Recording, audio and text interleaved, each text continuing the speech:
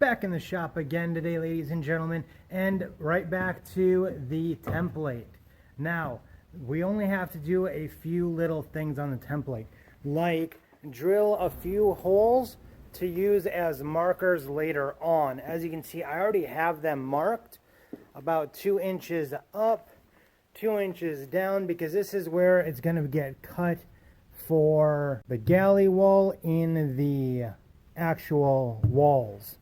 And then I did one here, and one here as well for the cabinet. Today's goal is to hopefully be able to get 2 10-foot pieces of 3/4 inch plywood glued up. Hopefully, fingers crossed, that I'll be able to get that done, because then the next step would be transferring the template to the actual walls. So we're chugging right along on this, and I'm hoping that I'll be able to get that cut on my own and be able to get it glued up. So that's going to be a little bit of a challenge. So I'm just going to go ahead and drill these up, and then we'll take a look at the next step. All right, so I just drilled the holes in the template like needed, and I removed the styrofoam, and now I've got to get 3 of those up onto there.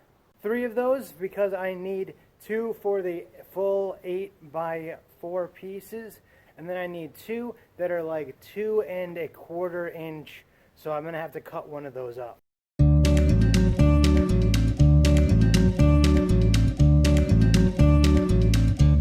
I found out that the bits that I got for the router are actually a 1/2 inch deep.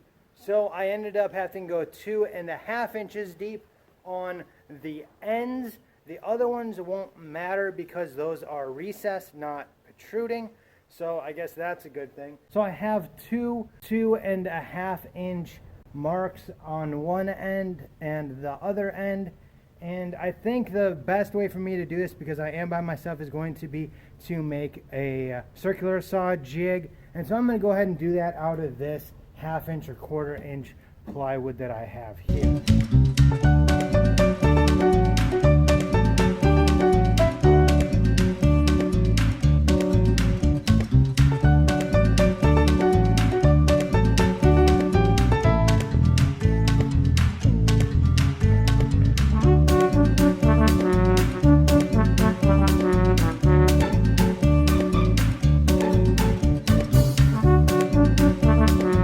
So as you just saw, I made a jig, which is right here, for my circular saw. However, because it's an older tool, it's not made to be used with jigs evidently. So I have an issue. The motor right here doesn't go up high enough to sit over the little fence. So I gotta try to figure out what I'm gonna do here. One of those don't do as I do instances, because I'm gonna end up doing this backwards. So since I can't do it correct and have the most wood here possible, what I'm gonna end up having to do is flipping the saw around, and I will put the blade the short way. So as you see, there's not much wood there. And then what I'm thinking I'm going to do is I'm going to take that extra piece of wood that I cut off of here and put it about that far away from the actual fence piece, and probably, you know, clamp that down as well, so that at least the boards are semi-even. That's really the only option that I have right now, because unfortunately I don't have anybody here that can help me try to cut it on here, and I don't know anybody else with a circular saw that I know of, or that's not doing something on Easter weekend. So don't do as I do, kids.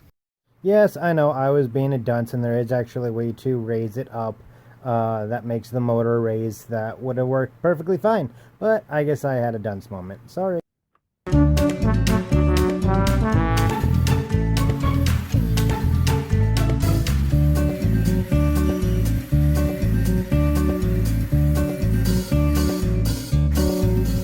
Alright, so that wasn't working very well. So I did get a new blade, just because, well, this one here is way too thick and not meant for plywood.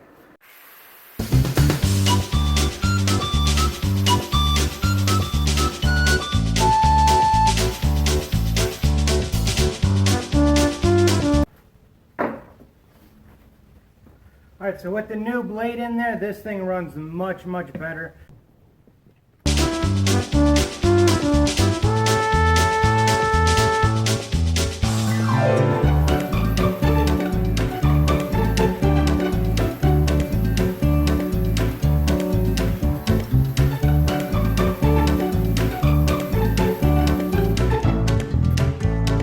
So today is just filled with me being frustrated. The one board must have slipped somewhere along the way, and I actually ended up being almost 1/4 of an inch off on that one. So this leftover piece, I'm just going to put it on the saw because it should be about even. I've got about 4 feet here, and I should be able to take care of it on the table saw. So hopefully it'll be all right.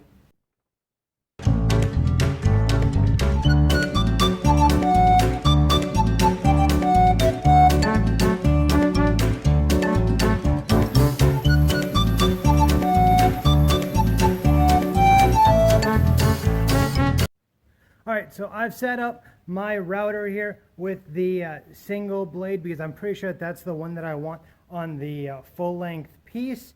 Not sure that it really matters, but I'm going to do both sheets with this one, and then I'm going to do the small sheets with the one with 2 blades on it, because I think I'll be able to use this one to get that one set up properly.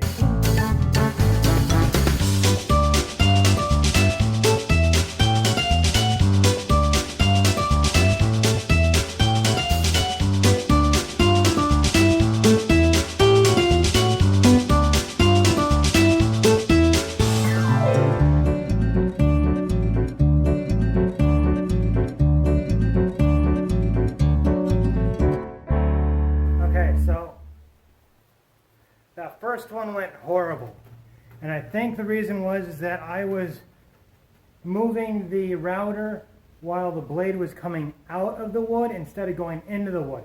When I went to the other direction on the second one, it went so much smoother. There was no jumping around, there was none of that, and that's something I should have known, but I didn't. So I know now, luckily it didn't hurt me or nothing, because it very well could have. But yeah, guys, I'm just learning, like, as I go here. I look stuff up online, and I sometimes miss things, like what direction you should probably be moving into stuff with the router.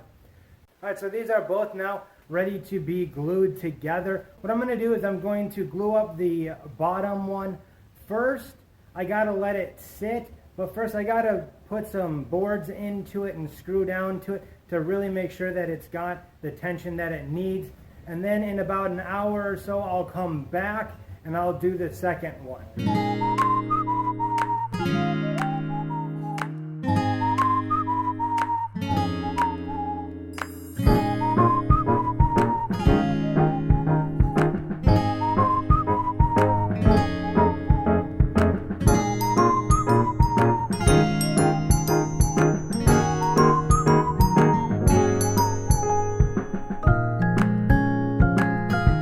As you can see, it is all the way in. That is just because the round over kind of came out of that corner when I was doing the sides. But as you see, there is no large gaps in there. I got these pinching them together.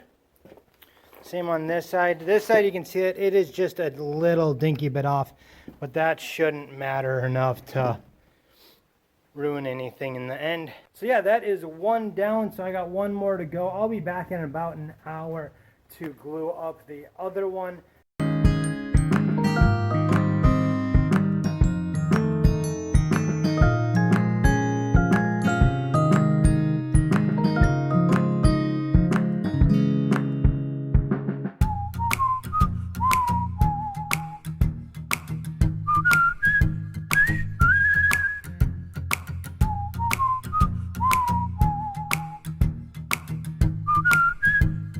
And there you have it. We accomplished everything that I wanted to accomplish today, and so I'm happy about that. We got the holes drilled in the template, and we got both of the interior walls glued up. And that's just the first step of working on the actual walls. So that's definitely a plus.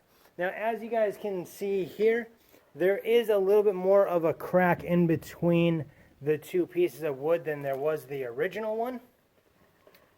And I think that's because I didn't do a great job on routing it. I was going the wrong direction that I should have been going.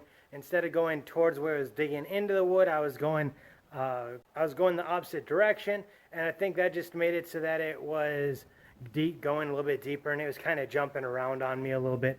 But I measured both sides, and they are both coming out at just shy of 10 feet, which is perfectly fine with me. They're both about even, and that's the thing that matters with it. So this is going to dry overnight and probably into Monday, because I've got some stuff that I got to do tomorrow. I got to still clean up here tonight yet, but hopefully you guys like this video, and as always, subscribe, hit the follow button. Share this playlist with all your friends that might be thinking about building a teardrop trailer. And of course, until next time, as always, you have a good one.